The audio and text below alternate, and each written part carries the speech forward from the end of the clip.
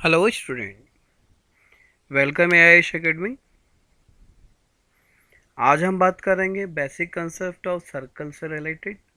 और जो basic concept of circle जो टॉपिक है वो क्लास 9th के सर्कल चैप्टर से है। तो हम स्टार्ट करते हैं सर्कल।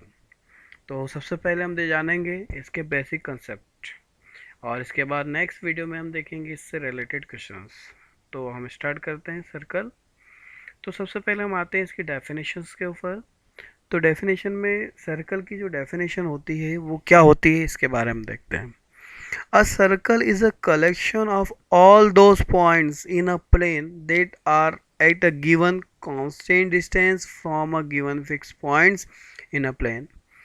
एक प्लेन के ऊपर कोई भी एक फिक्स पॉइंट हम कर देते हैं, और उसके बाद उससे कुछ दूरी पर एक फिक्स डिस्टेंस पर क्या है कि बहुत सारे अपन ने पॉइंट यदि बना दिए, और उस फिक्स पॉइंट से लेके वहाँ तक जितने भी पॉइंट्स बने हैं वो सारे किसके अंदर आएंगे, एक सर्कल के अंदर आएंगे। उनकी जो डिस्टेंस होगी यदि फिक्स होगी तो जो सारा कलेक्शन होगा, वो सारे पॉइंट्स का जो कलेक्शन होगा वो सर्कल कहलाएगा।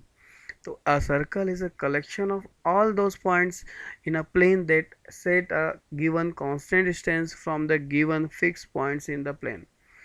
All points, all collection of points that are given in a plane and fixed points also given date and distance from the all collection of points and fixed points are same a constant. तो उसे हम क्या कहते हैं, circle कहते हैं।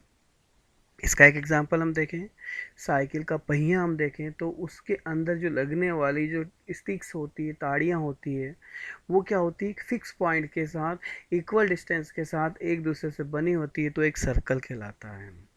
अब जो सर्कल है, सर्कल के बाद यदि सेंटर की बात करेंगे, जो फिक्स पॉइंट्स होगा आपका उसे हम क्या कहेंगे, सेंटर ऑफ सर्कल कहेंगे, जिसे हम लोग ओ से डिनोट करते हैं। तो देखिए आपके डायग्राम में सर्कल हो गया और ये आपका सेंटर हो गया। अब हम आते हैं रेडियस के ऊपर।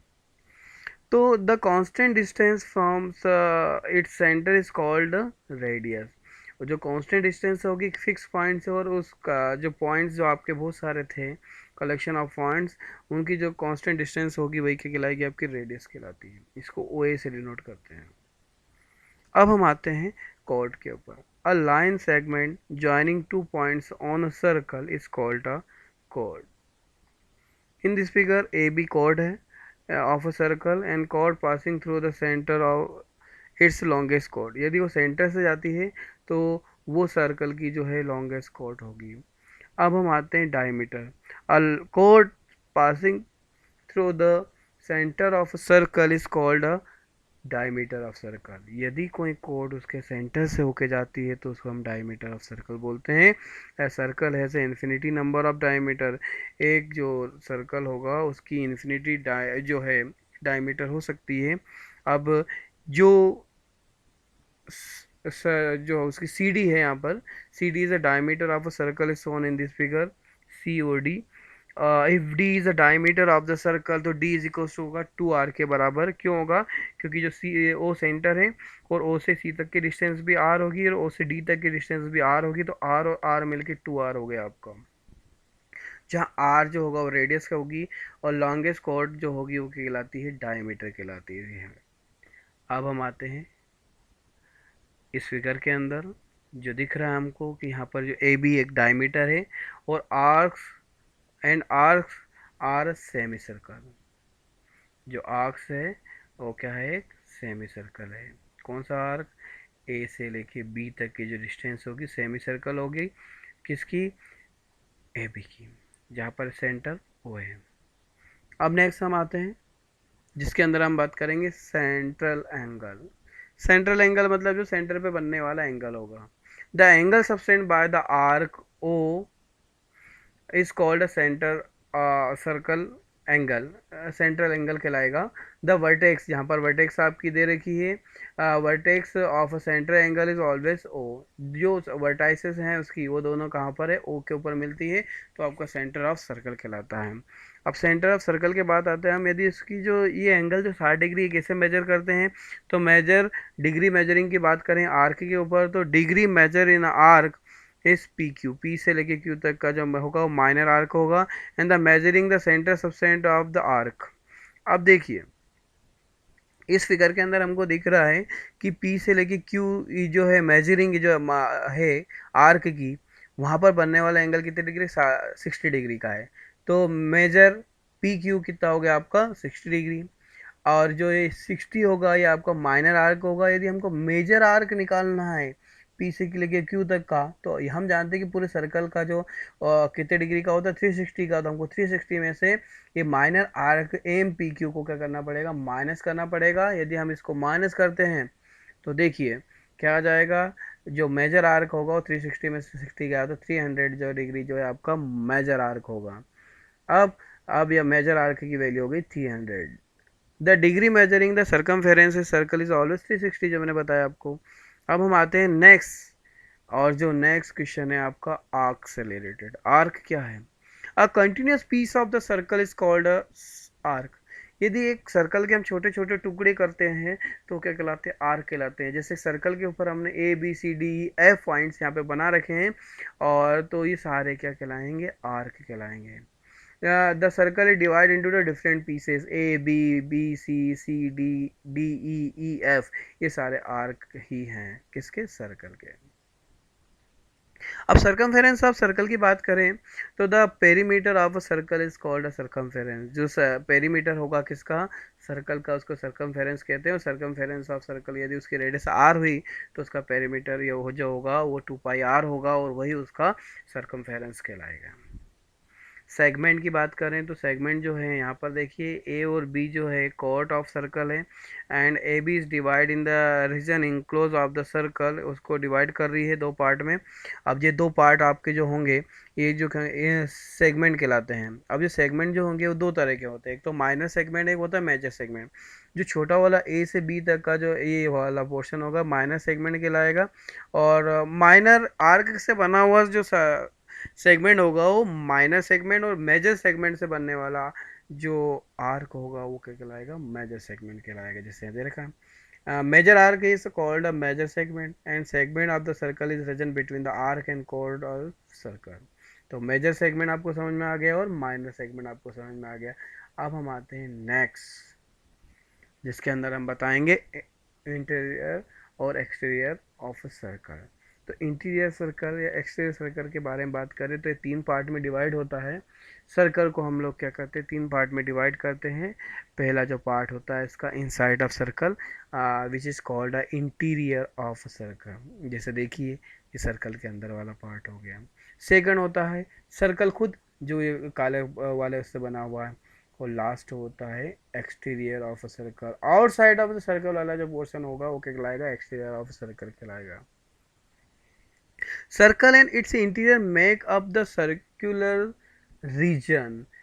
अब देखिए इसके अंदर जो सर्कुलर रीजन होगा वो क्या कहलाएगा आपका, सर्कल, और जो इंटीरियर पोर्शंस होगा उससे मिलकर जो बनने वाला पोर्शन होगा वो सर्कुलर रीजन कहलाता है। अब आते हैं सेगमेंट सेक्टर के ऊपर।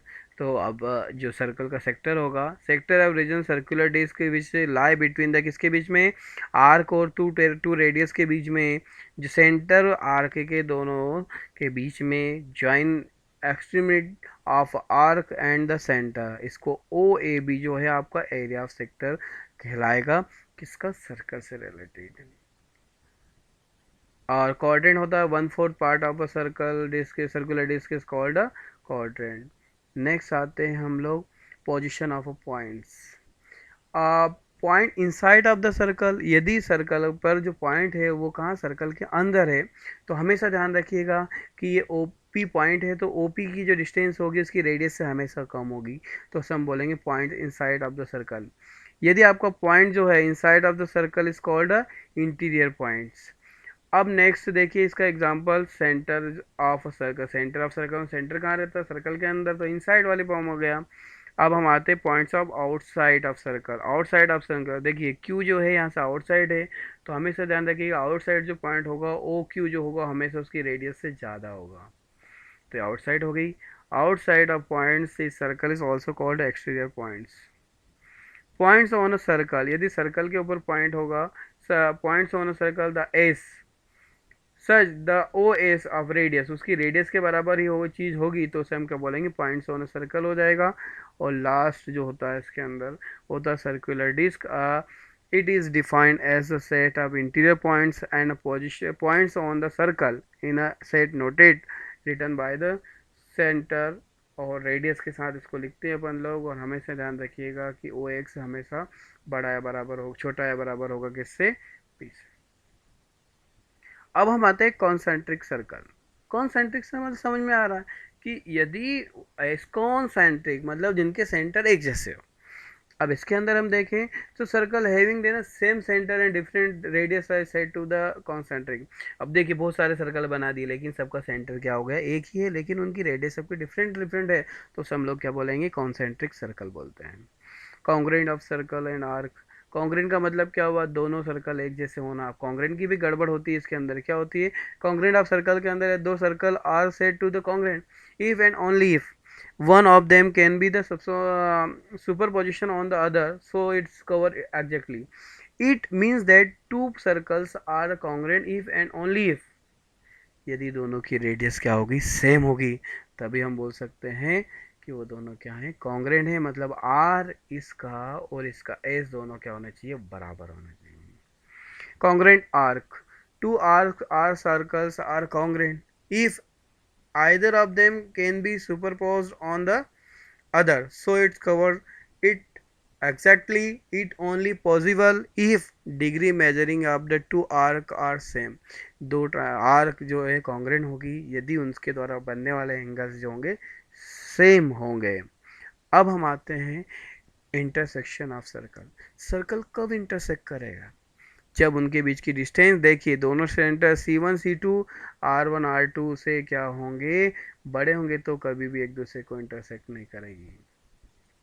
यदि C1 C2 का जो सेंटर का मल्टीपल है वो R1 माइनस R2 से क्या होगा, छोटा हो, तो एक दूसरे को टच करेंगे बाहर की ओर।